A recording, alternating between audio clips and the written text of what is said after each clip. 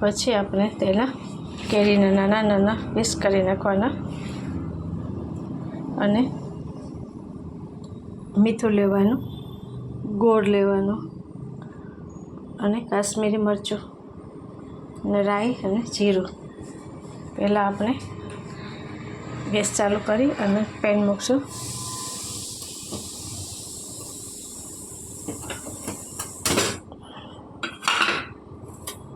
પછી તેમાં આપણે તેલ નાખશું.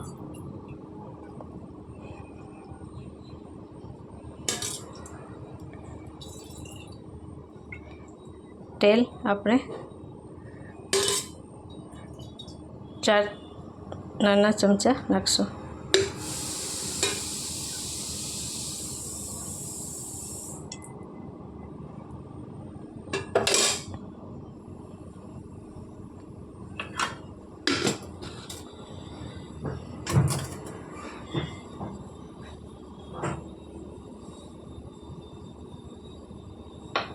આ તેલ ગરમ થાય છે.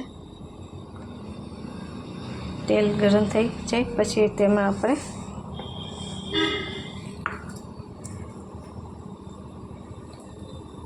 રાઈ નાખશું. આ ગોળ કેરીનું વઘારેલું અથાણું છે.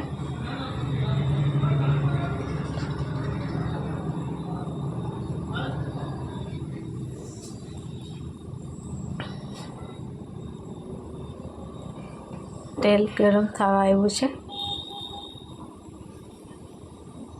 તેલ આપણે સિંગ તેલ વાપરશો તો તેનો સ્વાદ સારો આવશે. બીજું પણ આપણે વાપરી શકીએ છીએ તેલ. સિંગ તેલનો ટેસ્ટ સારો આવે છે. હવે આપણે તેમાં રાઈ નાખશું.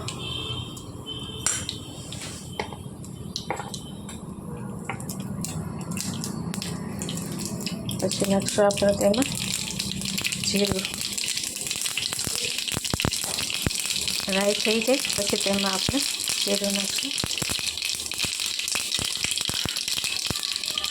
રાઈ અને જીરું થઈ જાય પછી તેમાં આપણે આ કેરી ઉમેરી દઈશું.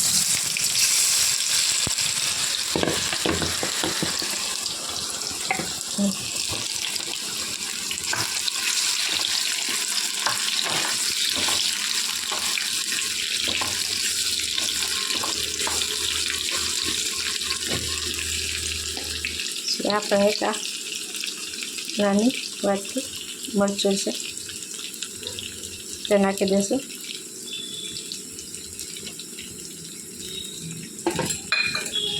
અને તેમાં સ્વાદ અનુસાર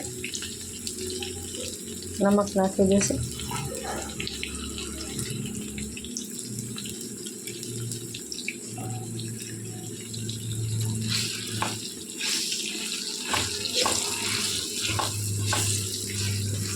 આ કેરી બહુ કાચી પણ નથી અને બહુ પાકી પણ નથી, એટલે તેનો સ્વાદ સરસ લાગશે.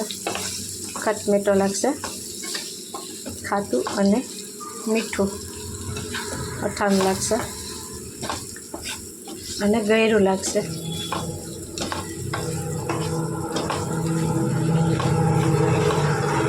થોડો આપણે તેને ધીમા તાપે પાકવા દેશું.